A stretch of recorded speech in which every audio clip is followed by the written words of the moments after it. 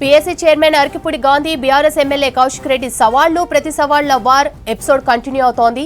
నిన్న కొండాపూర్లోని కౌశిక్ రెడ్డి ఇంటికి అరకిపూడి వెళ్లడంతో తీవ్ర ఉద్రిక్తతలు నెలకొన్నాయి. అయితే ఈ చర్యకు ప్రతిచర్యగా ఇవాళ బీఆర్ఎస్ నేతలతో కలిసి అరకిపూడి ఇంటికి వెళ్తానని సవాల్ చేశారు కౌశిక్ రెడ్డి. మేడ్చల్ జిల్లా బీఆర్ఎస్ ఆఫీస్ నుంచి బయలుదేరి కూకట్పల్లిలోని గాంధీ ఇంటికి వస్తానని ప్రకటించారు కౌశిక్. దీంతో అటు కౌశిక్ ఇంటితో పాటు మేడ్చల్ జిల్లా పార్టీ ఆఫీస్ ముందు పోలీసులు భారీగా మోహరించారు. ఇవాళ 11 గంటలకు అరకిపూడి గాంధీ ఇంటికి వస్తానని సవాల్ చేశారు కౌశిక్ రెడ్డి.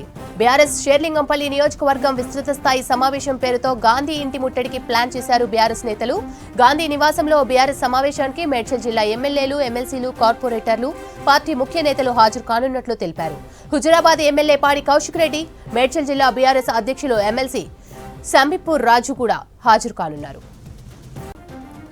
మేడ్చల్ జిల్లా ప్రెసిడెంట్ ఎమ్మెల్సీ శంబిపూర్ రాజు ఇంటి దగ్గర పోలీసులు భారీగా మోహరించారు. ఇవాళ ఉదయం 11 గంటలకు షేర్లింగంపల్లి ఎమ్మెల్యే అరకిపూడి గాంధీ ఇంట్లో నియోజకవర్గ బీఆర్ఎస్ పార్టీ విస్తృత స్థాయి సమావేశం నిర్వహిస్తామని మీడియాకు సమాచారం ఇచ్చారు గులాబీ లీడర్లు.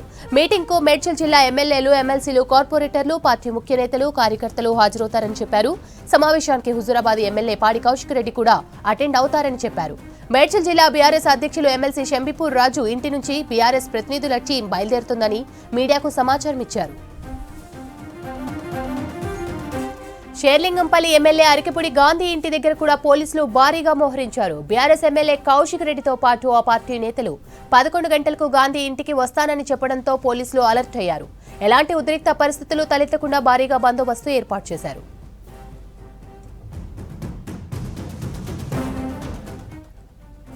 మరోవైపు తన ఇంటికి ఎవరు వచ్చినా స్వాగతిస్తానని చెప్పారు షేర్లింగంపల్లి ఎమ్మెల్యే అరకిపూడి గాంధీ. శత్రువు తన ఇంటికి వచ్చినా సాదరంగా ఆహ్వానం పలికి కాఫీ ఇవ్వడం తమ సంప్రదాయమని చెప్పారు. కౌశిక్ పై హత్యాయత్నం జరిగిందని హరీష్ ఎలా మాట్లాడతారని అరకిపూడి ప్రశ్నించారు. ఎవరిపై దాడి చేశారో వీడియోలు చూస్తే తెలుస్తుందన్నారు. ఇంటికి ఆహ్వానించి దాడులు చేయించి మాపైనే కేసులు పెట్టారని ఆరోపించారు అరకిపూడి. ఆంధ్రోల్లో అంటూ కౌశిక్ చేసిన వ్యాఖ్యలపై కేసీఆర్ సమాధానం చెప్పాలన్నారు గాంధీ.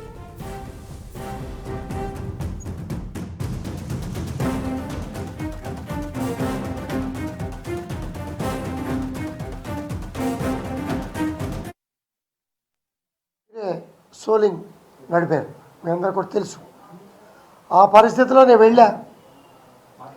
వెళితే 50 మంది పోలీసులు పెట్టుకొని రాళ్లతో, పూల కుండీలతో దాడి చేసినటువంటి సందర్భం మీ విజువల్స్ ద్వారానే పేపర్ డౌన్లోడ్ చేశా. ఆ విజువల్స్ ఇచ్చి కేసు పెడితే పోలీసులు కన్సిడర్ చేయలే.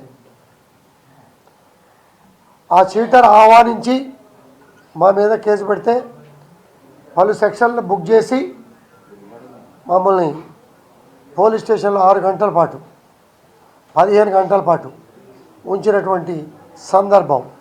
పోలీస్ స్టేషన్ బెయిల్స్, మేజిస్ట్రేట్ దగ్గర బెయిల్స్ తెచ్చుకోవాల్సిన పరిస్థితి క్రియేట్ చేసినటువంటి సందర్భం. ఆ సందర్భంలో మాట్లాడుతూ కేసీఆర్ గారు ఎప్పుడు కూడా అన్నదమ్ములాగా కలిసి ఉండండి, ఎక్కడ ప్రాంతీయ విభేదాలు వద్దు, ముళ్ళు గుచ్చుకుంటే నోటితో తీస్తా అనే మనస్తత్వంతో, గొప్ప మనస్తత్వంతో ఉన్నటువంటి పార్టీలో చీడ పురుగులు చేరి ప్రాంతీయ విభేదాలు సృష్టించే కార్యక్రమంలో ఇటువంటి చీడ పురుగుల్ని పక్కన పెట్టుకున్నందుకు చింతిస్తున్నాం.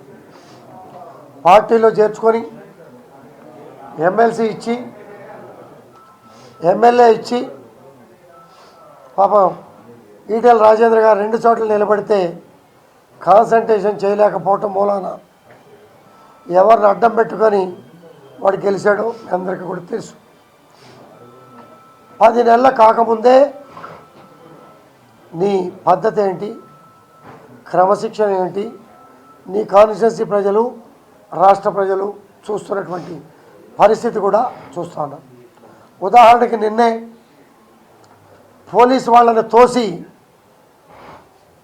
పోలీస్ డీసీపీ స్థాయి అధికారులనే గల్లా పట్టుకునే పరిస్థితిలో హరీష్ రావు గారు లాంటి వాళ్ళే వెనక్క లాగి తోసినటువంటి సందర్భం కూడా మీరు చూశారు.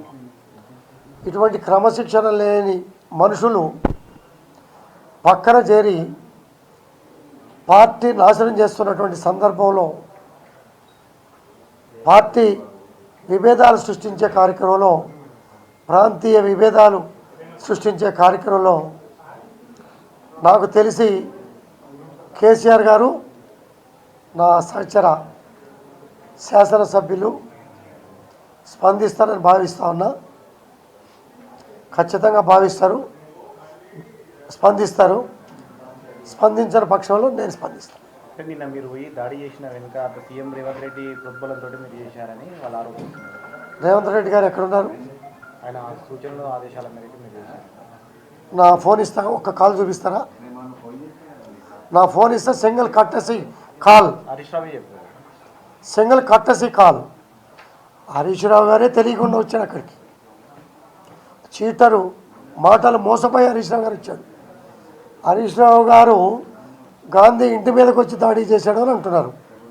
వీడు నన్ను స్వాగతించాడు, హారతి పెట్టి ఆహ్వానించాడు, బీఆర్ఎస్ పార్టీ ఆఫీసుకి తీసుకెళ్తా అన్నాడు అన్న విషయం హరీష్ రావు గారికి తెలుసా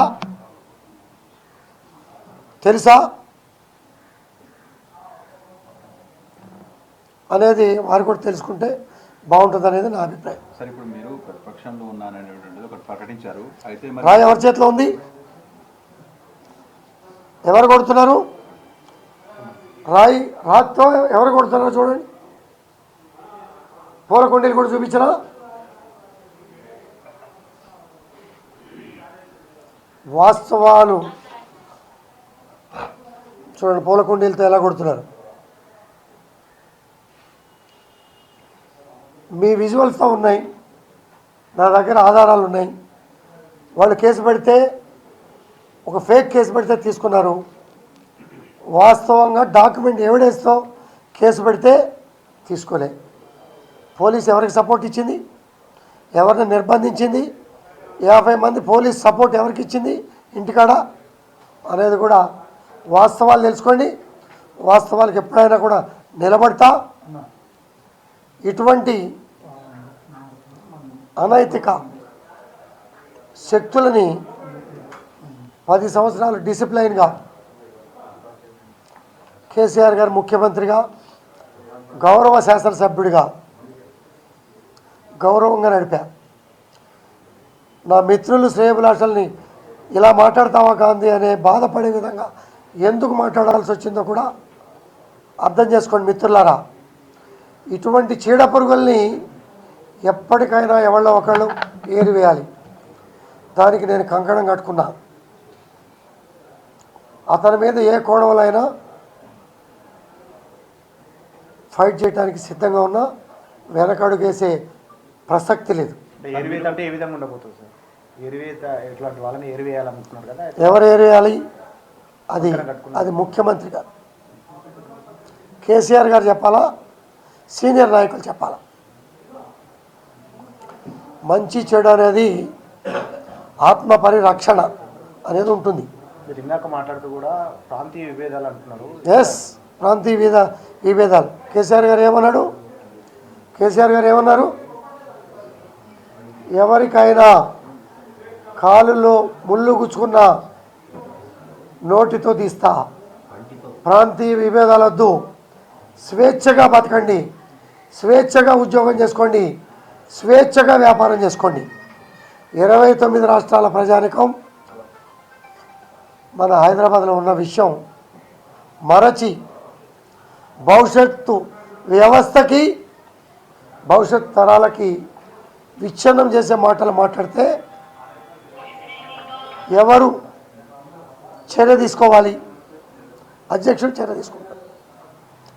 అధ్యక్షులు చర్య తీసుకోకపోతే తదుపరి కార్యాచరణ అధ్యక్షులతో మాట్లాడి, సహచర శాసనసభ్యులతో మాట్లాడి మేము ముందుకు ఒక అడిగేస్తాం. బీఆర్ఎస్ సహచరులా, మీకు కాంగ్రెస్ సహచరులా, ఎవరితో మీకు ఏ పార్టీ ఇప్పుడు సపోర్ట్ అంటున్నారు? నేను కేసీఆర్ గారితో మాట్లాడుతా అంటే మళ్ళీ మీరు కొంటి క్వశ్చన్ ఇస్తారు. క్లారిటీ నేను క్లారిటీగా చెప్పా. రైట్. ఇంకోటి ఇప్పుడు ఈ రోజు వాళ్ళు మేడ్చల్ ఆఫీస్ నుంచి నేరుగా మీ ఇంటికి వస్తున్నారు. మీరు బీఆర్ఎస్లో ఉన్నామని చెప్పేసి మీ ఇంటికి వస్తామంటున్నారు. మీ ఇంటితో కార్యకర్తల మీటింగ్ పెడదామని చెప్తున్నారు. దీన్ని మీరు స్వాగతిస్తారు? నీకు క్వశ్చన్ అడగడం కన్నా బయటికి వెళ్ళి చూస్తే చక్కటి టేబుల్ చైర్సు చక్కగా సమావేశం జరుపుకోవటానికి అలసిపోయి వస్తారేమని చెప్పి టిఫిన్లు కూడా పెట్టి సమావేశం ఏర్పాటు చేశా. చక్కగా సమావేశం. పోలీసులు మాత్రం బారికేడ్లు వేశారు. Law and order. నిన్న కొంతమంది వ్యక్తులు పోలీస్ స్టేషన్లో ముట్టడిస్తాం, అంతు చూస్తాం, అరాచకాలు చేస్తాం అనే మాటకి వాళ్ళ జాగ్రత్తలు వాళ్ళు తీసుకుంటారు.